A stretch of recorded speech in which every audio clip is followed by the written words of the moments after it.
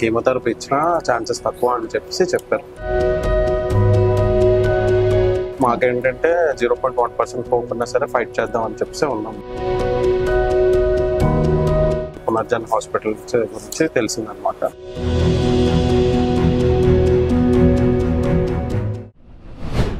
Welcome to Punarjan Ayurveda hospital. మన hospital కి first time వచ్చారండి. పేషెంట్ ఎవరు ఏంటి అనేది అడిగి తెలుసుకుందాం. సార్ నమస్తే అండి. సార్ మీ పేరు? నా పేరు కళ్యాణ్. ఓకే, పేషెంట్ ఎవరు సార్? మదర్ అనమాట. మదర్ కి కొంచెం 1.5 year నుంచి ట్రీట్మెంట్ జరుగుతుంది. 1.5 year బ్యాక్ క్యాన్సర్ బయటపడింది. 1.5 year నుంచి ట్రీట్మెంట్ జరుగుతుంది. అంటే ఫస్ట్ బ్రెస్ట్ క్యాన్సర్ అనమాట.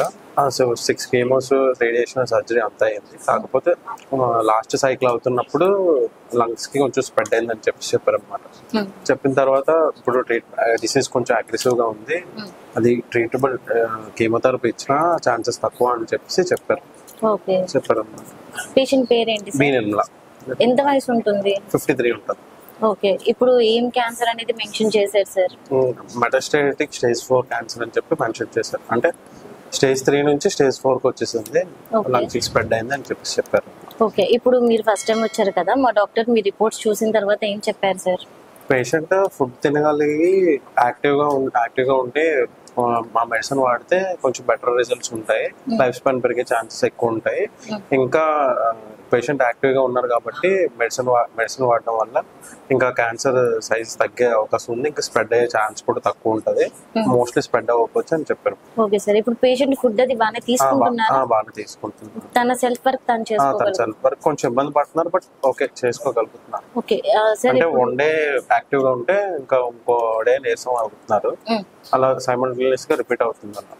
ఓకే సార్, ఈ ప్రాబ్లం అనేది మీ రిలేటివ్స్ లో కానివ్వండి ఇంకెవరికైనా ఉందా? లేదు, రిలేటివ్స్ లో ఎవరికి లేదు. ఫస్ట్ మమ్మీ వాళ్ళ యాన్సిస్టర్స్ కూడా ఎవరికి ప్రెసెంట్ ఇబ్బంది లేదు, ఈ ప్రాబ్లం అయితే ఎవరికి రాలేదు. ఓకే ఓకే, ఆయుర్వేదానికి రావడానికి గల కారణం ఏంటి సార్? అంటే ఫస్ట్ అలోపతిలో డాక్టర్స్ మాకు హ్యాండ్స్ అప్ ఇచ్చేసారు, అంటే ఇంకా ఛాన్సెస్ తక్కువ ఉన్నాయి, మోస్ట్లీ 3 to 4 months అని చెప్పారు అన్నమాట డాక్టర్స్. ఓకే, నలుగురిని కలుపుకొని ఏం చేస్తే బెటర్ ఈ టైంలో, కానీ మనిషిని కోల్పోలే వాళ్ళు చెప్పిన మాట వినేసి మాకేంటంటే 0.1% హోప్ ఉన్నా సరే ఫైట్ చేద్దాం అని ఉన్నాం మేము. సో కనుక్కుంటే నలుగురిని అడిగి తెలుసుకుంటే అలా సోషల్ మీడియాలో, యూట్యూబ్లో, ఇన్స్టాగ్రామ్లో చూస్తే మనకి పునర్జన్ హాస్పిటల్ గురించి తెలిసిందనమాట. యూట్యూబ్ లో రివ్యూస్ చూస్తే పేషెంట్స్ చాలా రికవరీ అవుతున్నారు, హెల్తీగా ఉన్నారు, పడుకున్న పేషెంట్స్ కూడా లెగుస్తున్నారు అని చెప్పి ఒక 4-5 people కూడా చెప్పారు. అలానే హాస్పిటల్తో కూడా కాంటాక్ట్ అయ్యింది.